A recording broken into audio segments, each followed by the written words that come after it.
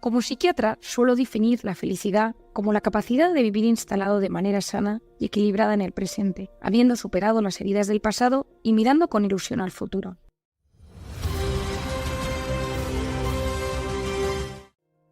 La culpa y la felicidad son dos emociones complejas que pueden tener un impacto significativo en nuestras vidas. La culpa puede surgir cuando sentimos que hemos hecho algo malo o hemos fallado de alguna manera, mientras que la felicidad es un estado de bienestar y satisfacción. A lo largo de su trabajo, la doctora Marian Rojas Estapé ha abordado estos temas desde una perspectiva psicológica, brindando ideas y consejos sobre cómo manejar la culpa y buscar la felicidad en nuestras vidas. Así que, no siendo más, aquí les dejo este poderoso mensaje. Los que viven enganchados en el pasado son los depresivos, los neuróticos, los resentidos. Los que viven angustiados por el futuro son los ansiosos. Depresión y ansiedad son las dos grandes enfermedades del siglo XXI. Ya sabemos, pero es importante recordarlo, que el 90% de las cosas que nos preocupan nunca jamás suceden. Pero nuestro cuerpo y nuestra mente lo viven como si fueran reales. Vivimos constantemente preocupados por cosas que no tienen por qué suceder, o que incluso a veces ni siquiera sucedieron, pero nuestro cerebro las interpretó así. Y si no apruebo, y si me despiden, y si no me aceptan en la universidad, y si mi pareja me deja, y si no tengo hijos, y si enfermo. Ese y sí tiene un impacto muy fuerte sobre el cuerpo y sobre la mente. No olvides que solo puedes actuar, sentir y responder en el momento presente.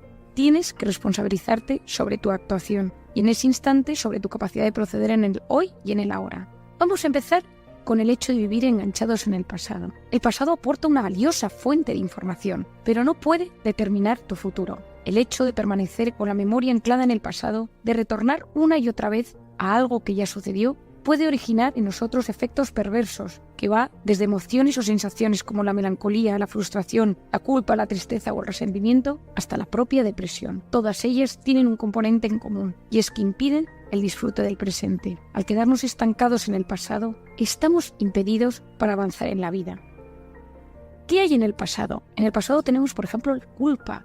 Pocas emociones pueden resultar tan tóxicas y destructivas como la culpa. Consiste en sentir que uno no ha actuado correctamente o que no ha cumplido con las expectativas que había generado, decepcionando así a otras personas o a uno mismo. El origen de la culpa puede tener diferentes causas: el nivel de exigencia o autoexigencia, la educación de los padres, los tabús exigidos, el colegio, la relación con los compañeros, temas sexuales mal formados e instruidos en la infancia y adolescencia, o interpretaciones incorrectas o extremas de la religión. De hecho, la culpa tiene varios focos. El primero es que puede originarse dentro de ti. En este caso traes a tu mente siempre un fallo o una decepción. Tu punto de mira está en ti, en tus limitaciones y en tus errores. Te tratas con desprecio, con una dureza terrible que te impide avanzar y ver lo positivo. O puede surgir del exterior, cuando tu entorno te recuerda o te apunta con el dedo acusador. En la infancia debería darte vergüenza. Si haces esto pones triste a papá. O en la edad adulta deberías haber estudiado económicas, no tendrías que haberte casado con tal. No deberías haber entrado en este negocio. Tenías que haberlo visto venir. Cuidado. Tanto las voces interiores como las exteriores pueden resultar igual de perjudiciales para la mente y para el cuerpo.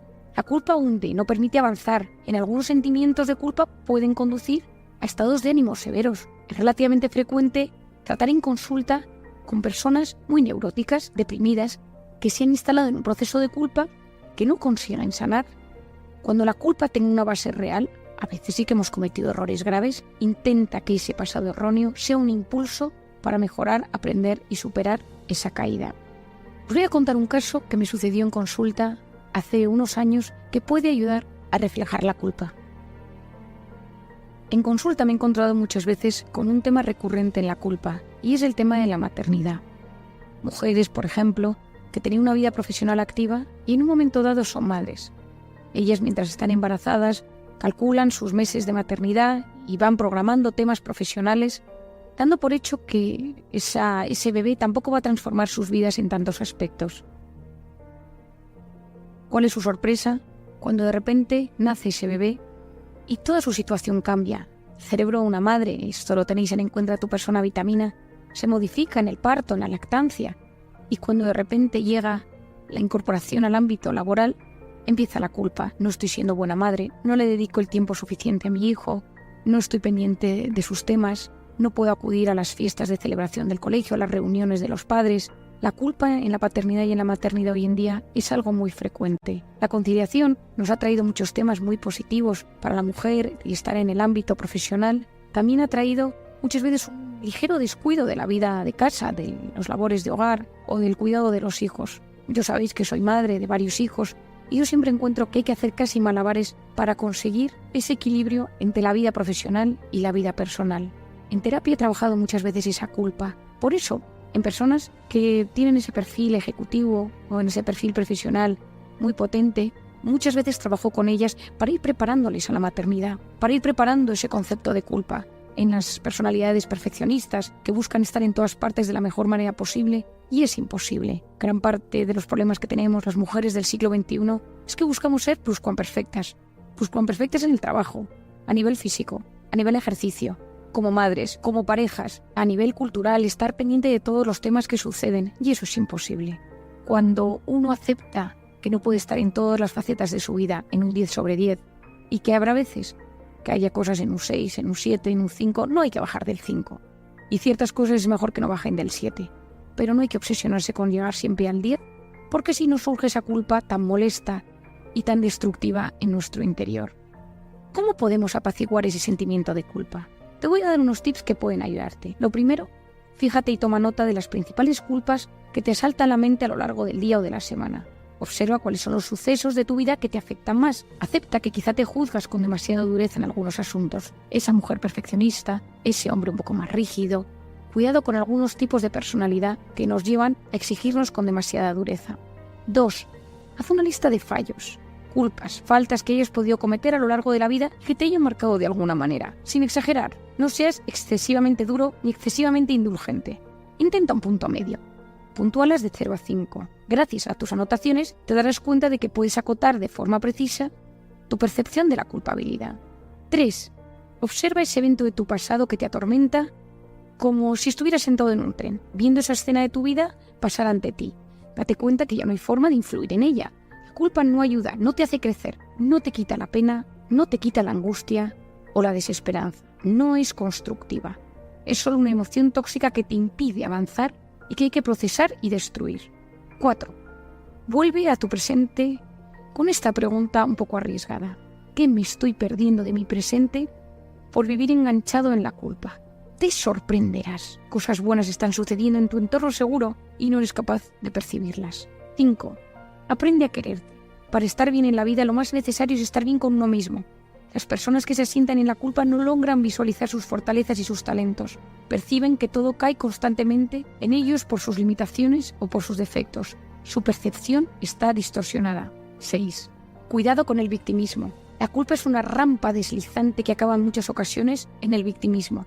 Comportamiento neurótico y tóxico que entorpece tu visión de la vida y tu manera de relacionarte con los demás. 7. Busca cosas en ti que te agraden. Existen, pero en ocasiones tu estado de ánimo, tus anclajes en el pasado te lo impiden ver. Seguro que dentro de ti existen aptitudes que pueden ser un impulso para crecer en positivo, aunque disgusten a otros. Allí está tu mayor reto, despegarte de la opinión y del juicio de los demás. Esto es uno de mis retos y mis metas, conseguir que la persona que tengo delante sea capaz de creer en él o en ella misma, que sea capaz de ver alguna aptitud que tenía escondida o apagada y que con eso reactive su autoestima y la capacidad de quererse y de aceptarse.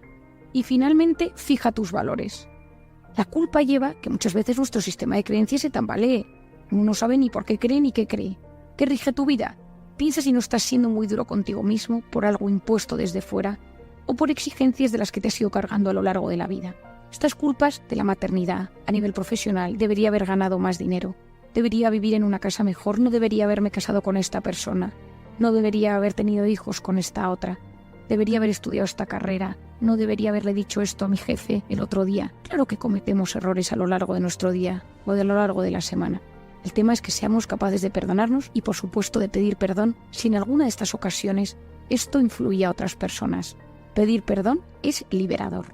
Hay otro tema que nos mantiene anclados en el pasado y este es la depresión. Yo diría que la depresión es la enfermedad de nuestro tiempo. Realmente resulta más correcto hablar de las depresiones en plural, ya que existen múltiples tipos que llegan a aflorar en la realidad clínica. Las depresiones constituyen en la actualidad una de las grandes epidemias en la sociedad moderna. En España existen en torno a los 2,5 millones de personas que las padecen. Post-COVID, estas cifras han aumentado. Es una enfermedad y como tal tiene una causa, unos síntomas, un pronóstico, un tratamiento y en algunos casos una posible prevención. Ya sabes, si me estás escuchando, que me interesa. Si no estás atravesando un proceso depresivo, que lo evites, que intentes prevenirlo aprendiendo a gestionar tu cerebro, gestionando tus emociones, indagando y comprendiendo cómo funciona nuestro organismo ante el estrés de la vida para evitar caer en una depresión. Existen las depresiones endógenas y las exógenas. También cabe un espectro intermedio, las formas mixtas. También están las depresiones reactivas, es decir, las depresiones adaptativas a la vida misma. Si alguien fallece dentro de tu familia, puedes tener una depresión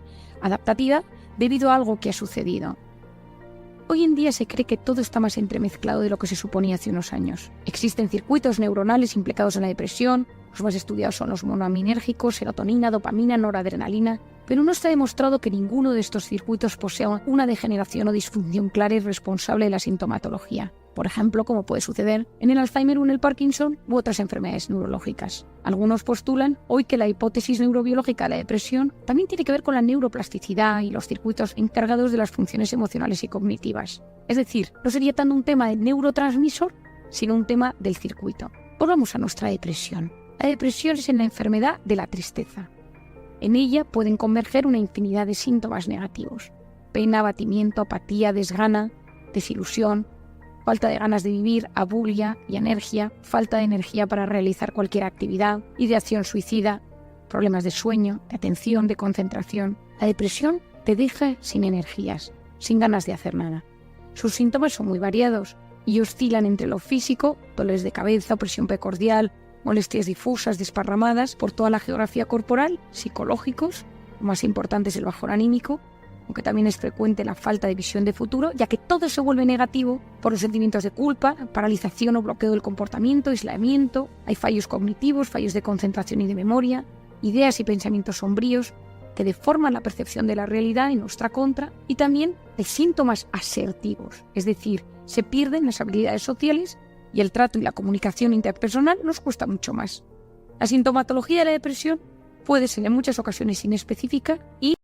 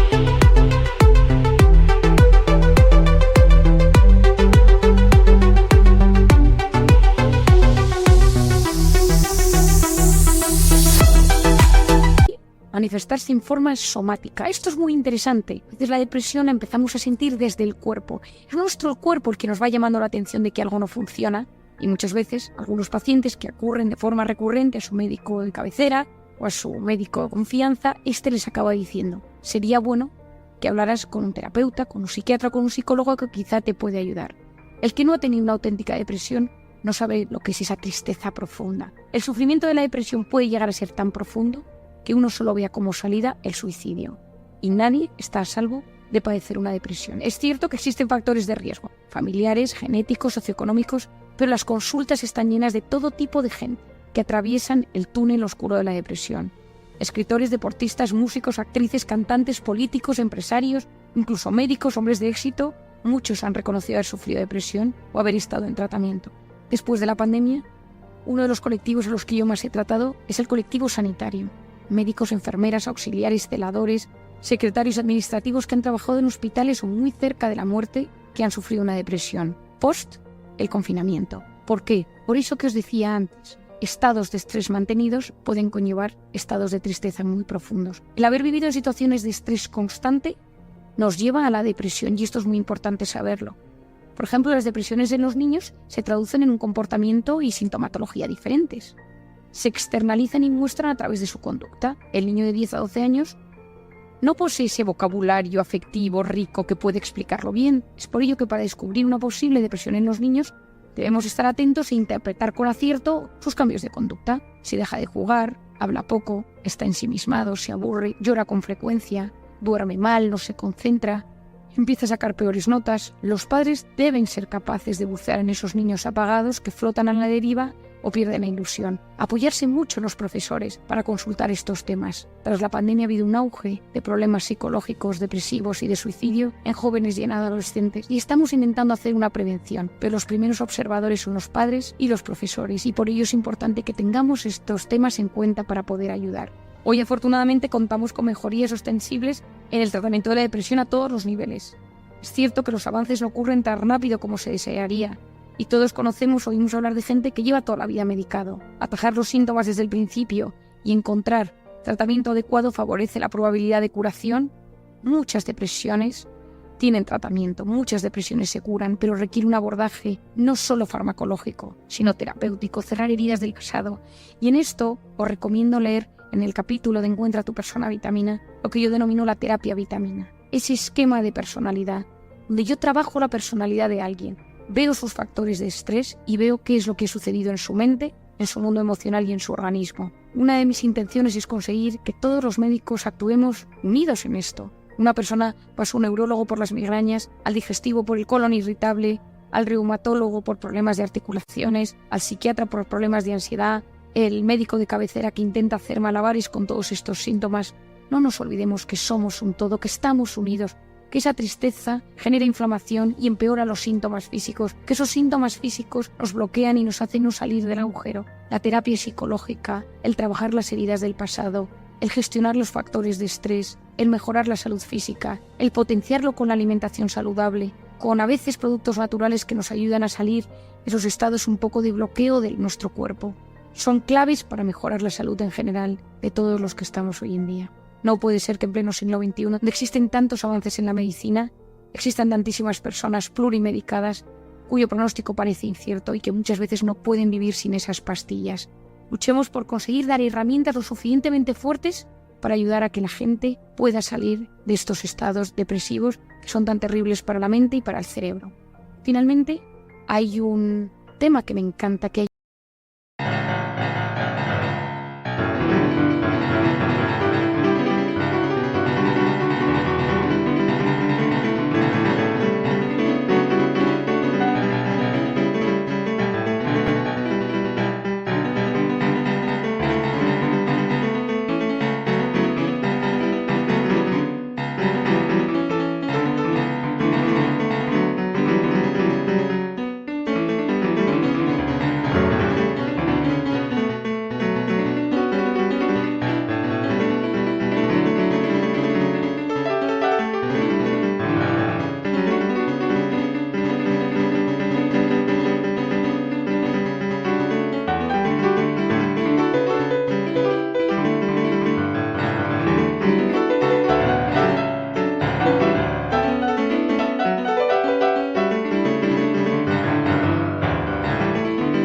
ayuda mucho en las heridas del pasado, que ayuda mucho a salir del pasado, y es el perdón. El perdón es un acto de amor, una actitud superior ante los demás y ante la vida. Perdonar es dar un bien tras recibir un daño. Es una forma especial de entrega y eleva al ser humano. No soy una ingenua, no ignoro la dificultad de perdonar determinadas conductas. No es lo mismo excusar tras ser herido de forma insignificante que hacer a otro sufrir de forma importante y realmente dañina. El desprecio, la agresión injustificada, la humillación, la traición, la infidelidad, la crítica contumaz pueden generar niveles de sufrimiento tales que resulte muy difícil, o no decir casi imposible, de superación. En Camboya escuché las historias más aterradoras y escalofriantes de mi vida. Anotaba en libretas lo que llegaba a mis oídos y en alguna ocasión al releerlas he acabado con lágrimas en los ojos. Quería ayudar a esas niñas prostituidas que habían padecido cruelmente, pero no sabía cómo encontrar la salida de su sufrimiento. Una de las historias que más me llamó es la historia de Mei, que sale en Cómo hacer que te pasen cosas buenas. Su historia de cómo ella consigue superar los abusos, las violaciones constantes en un burdel me ayudó a entender el cerebro humano. Ella consigue perdonar. Perdonar a su abuela que le había vendido a ese burdel. Perdonar a los que habían abusado de ella de todas las maneras más terribles. Ese perdón le hizo sentirse libre. No olvidemos que el drama y el trauma que a unos aplasta y destruye, a otros los fortifica, los regenera, dotándoles de mayor capacidad de amor. La capacidad del perdón es exclusiva de la víctima, no depende del arrepentimiento y de quien provocó la ofensa. El perdón libera de cargas y ayuda a seguir adelante, aunque la causa sea terrible. Aunque el que la provocó no se arrepienta, en mi experiencia clínica siempre compensa. El perdón es un trampolín, un puente seguro para la liberación del dolor, pero en ocasiones puede resultar imposible. Perdonar es ir al pasado y volver sano y salvo. Si no perdonamos, si no somos capaces de purificarnos, podemos quedarnos anclados en el rencor, el odio y la revancha. En la revancha decido que quiero devolver la ofensa al otro, quiero que sufra y que le sucedan cosas negativas. En el rencor me mantengo herido, apuñalado y no soy capaz de olvidar y superarlo. Si esto nos sucede, seremos incapaces de recuperar la paz y el equilibrio. ¿Y cómo perdono? Lo primero es que tengo que aceptar lo que pasó, no negar la realidad. Después, intentar comprender lo que ha sucedido con perspectiva. A veces somos protagonistas de algo ajeno donde no hemos podido intervenir de ninguna manera. La vida conlleva injusticias y complicaciones que no podemos controlar. Luego intentar alejar la imagen del escenario mental. Yo utilizo mucho el EMDR. Es esa técnica que desensibiliza y reprocesa a través de los movimientos oculares los dramas de la vida. Fue descubierta por Francis Shapiro en 1987. Es un abordaje psicoterapéutico y una técnica empleada para trabajar el trastorno de estrés postraumático. Yo lo uso mucho en terapia. A través de ello, desactivo momentos, escenas, personas traumáticas y dolorosas de la infancia. Para perdonar tienes que trabajar tu nivel de autoestima. La capacidad de perdonar, de sobreponerse a la rabia, la sed de venganza o la autocompasión es propia de las personas que poseen fortaleza interior. Y luego, evitar esos sentimientos de culpa. Cuidado con convertirnos constantemente en víctimas. Hay personas que ante una fatalidad se encierran en sí mismas y evitan progresar. Acudir a hechos pasados para autojustificarnos una y otra vez nos acaba enquistando. Mira hacia adelante. Si quieres perdonar, mira hacia adelante. Y luego no te olvides que para perdonar se aprende cuando a uno le han tenido que perdonar. Es un ejercicio sano rebuscar en nuestro pasado, reciente o en nuestra propia vida, el perdón de otros. No olvides que el perdón te hace libre, que el perdón es un acto de amor y que perdonar es ser capaz de mirar hacia el pasado, volver a tu presente y decir, todo está bien.